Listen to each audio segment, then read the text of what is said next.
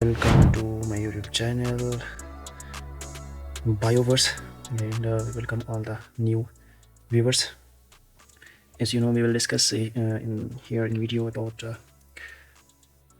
biological related topics from class 9 to class 2nd year, and inshallah आगे भी इसके ऊपर discussion होगी. So first of all, the first chapter of the first year biology, that is from federal board. तकरीबन बाकी boards के साथ जो पंजाब बोर्ड है, KPK है, तकरीबन सिमिलर ही है, चंद एक डिफरेंसेस के अलावा. So first of all first chapter का टॉपिक है cell and sub cellular organelles. And cell is the basic unit of life. As we know that, हम जानते हैं कि सेल जो है क्या है, the basic structural and functional unit of life.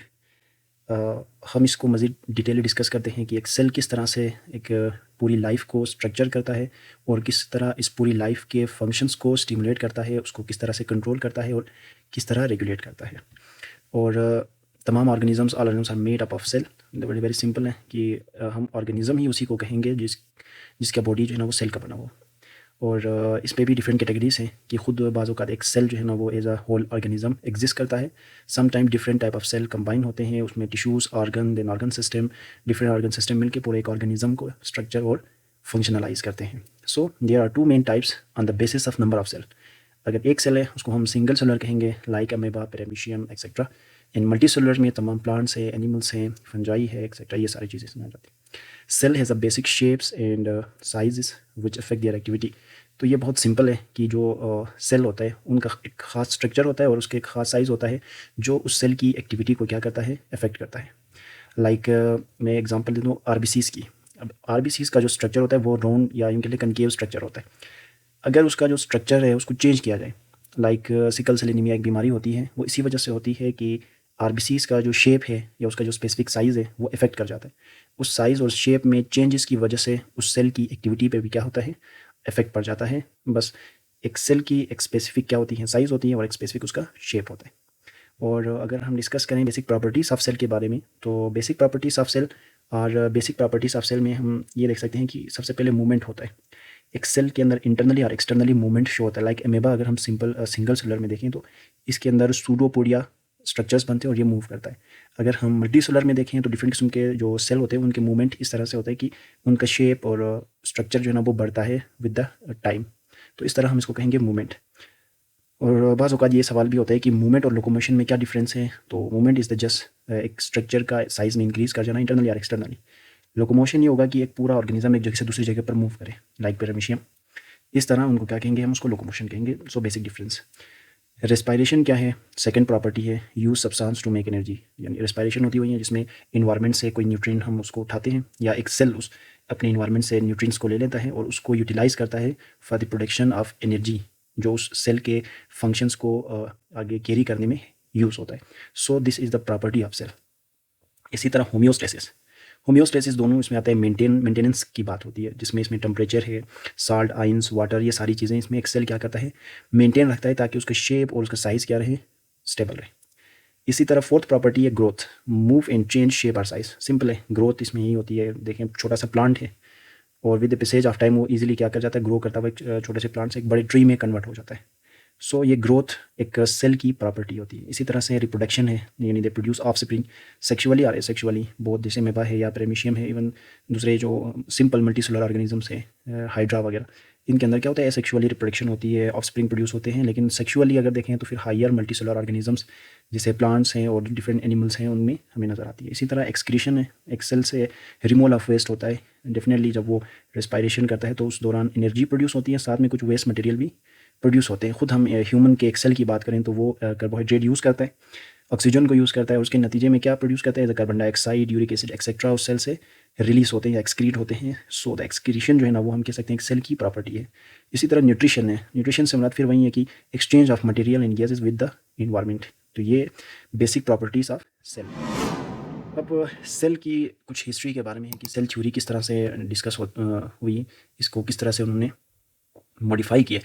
यानी सबसे पहले देखें, ये इतना एग्ज़ाम पॉइंट ऑफ व्यू से इतना अहम नहीं है, बट हिस्ट्री के बारे में अगर किसी को इल्म हो तो बुरा भी नहीं है. सो सेल थ्योरी में सबसे पहले रॉबर्ट हुक का नाम आता है. 1665 में उन्होंने एक सिंपल सा जो है ना यूँ कह लें कि कॉर्क का पीस लिया लकड़ी का और उसको माइक्रोस्कोप के अंडर ऑब्जर्व किया. फर्स्ट सिंपल माइक्रोस्कोप जो बना था जिसमें बस एक लेंस होता था। सो टीनी स्पेसिस लाइक हनीकॉम्ब उसको वहाँ पे नज़र आए। फिर बाद में शिल्डन आया, एक जर्मन बॉटनिस्ट, उसने फिर सेल के ऊपर मजीद उसने रिसर्च की, उसके ऊपर चीज़ें डिस्कवर करना शुरू की। फिर शेवान जो जर्मन जोलॉजिस्ट था उसने एनिमल सेल को स्टडी किया। फिर दोनों ने ये कहा कि इनका जो स्ट्रक्चर है बॉडी, बॉटनिस्ट ने कहा प्लांट का जो सेल है या बॉडी है वो सेल का बना हुआ है, और जोलॉजिस्ट जो था उसने कहा कि एनिमल का जो बॉडी है वो भी सेल का बना हुआ है।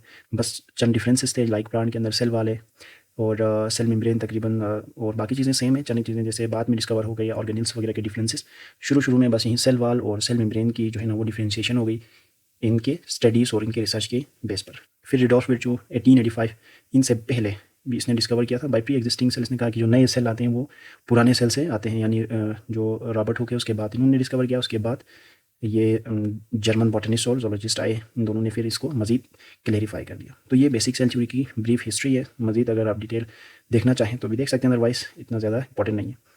प्रिंसिपल ऑफ सेल थ्योरी क्या है, तो इसके 3 बेसिक प्रिंसिपल हैं। सबसे पहले ये कहा कि सेल जो है वो fundamental unit of structure and function in living thing है, ये एक उन्होंने बेसिक पॉइंट बताया। सेकंड कहा कि तमाम ऑर्गेनिज्म का जो बॉडी है वो एक सेल या एक से ज़्यादा सेल का बना होता है। जैसे second point, cell arise from pre existing cell through cellular division. तो ये 3 बेसिक प्रिंसिपल हैं सेल थ्योरी के, और इसी की बेस पे जो है ना वो ऑर्गेनिज्म को डिफ्रेंशिएट भी किया जाता है कि सेल थ्योरी की बेसिस पे ही हम ऑर्गेनिजम्स को स्टडी करते हैं। वैलिडेशन ऑफ सेल थ्योरी, इसको 3 पॉइंट्स हैं जो इस सेल थ्योरी के इन पॉइंट्स को वैलिड बनाते हैं। यूँ कहने सबूत क्या है इसके कि एक ऑर्गेनिज्म जो है ना वो सेल का बना हो, सेल बेसिक स्ट्रक्चरल यूनिट हो, और वो जो सेल है वो प्री एग्जिस्टिंग सेल से आ जाए। तो इसके लिए वैलिडेशन के लिए उन्होंने कुछ पॉइंट्स बुक में डिस्कस किए हुए कि cell removed from tissue survive for short time. अगर आप किसी टिश्यू से सेल को अलग कर दें तो शॉर्ट पीरियड ऑफ टाइम के लिए वो एग्जिस्ट करता है। इसका मतलब ये है कि अगर उसको स्टेबल इन्वायरमेंट दिया जाए तो अकेला सेल भी सर्वाइव कर सकता है। तो ये एक सबूत के तौर पर।